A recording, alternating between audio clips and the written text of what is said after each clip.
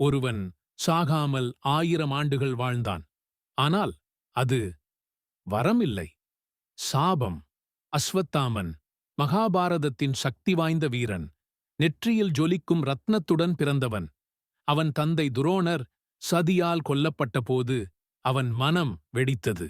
அவனது கோபம் பாண்டவர்களின் பாளையத்தில் நுழைந்தான்.